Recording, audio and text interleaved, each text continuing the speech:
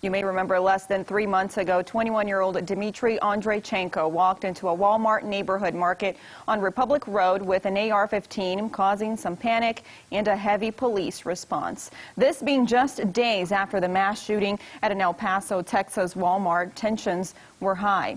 Andreychenko was arrested and charged with making terroristic threats.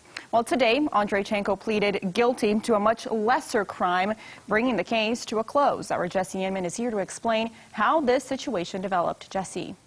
Well, yeah, Jen, that initial felony charge by the prosecuting attorney was handed down hours after the incident on August 8th. But today, Andreychenko walked out of court with a guilty plea for causing a false police report.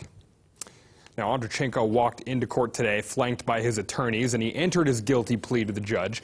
And under the terms of that plea agreement, he has a number of requirements. Let's take a look at those. He has a 180-day suspended jail sentence, which means that he will avoid jail time unless he violates his 2-year probation. Now, he's served over 48 hours of shock incarceration at this point, and he will complete a variety of training and community service. Now, prosecuting attorney Dan Patterson explains that there was no motive to actually shoot anyone, which factored into this decision. And Andreychenko, who claimed this was all just a social experiment, asked the community for forgiveness today. What the defendant did both in preparation and during this day, his criminal history or lack thereof, we felt this was an appropriate resolution of the case. He's taken an advanced training course on weapons to educate him more about the Missouri and federal law on weapons.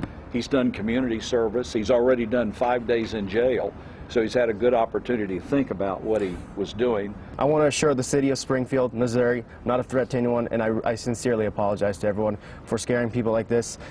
I love my city. I love Missouri. I love this country.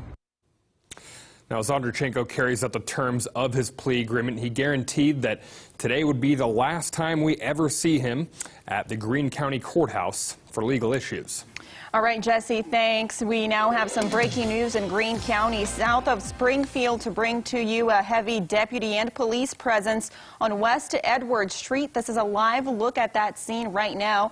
This is just off Farm Road 135 north of Weaver Road. We have not confirmed with authorities what exactly is happening there, just that there was a huge response from Greene County Sheriff's Office, and Springfield Police will continue to update you on air and as always on ozarksfirst.com and our Color 10 News app.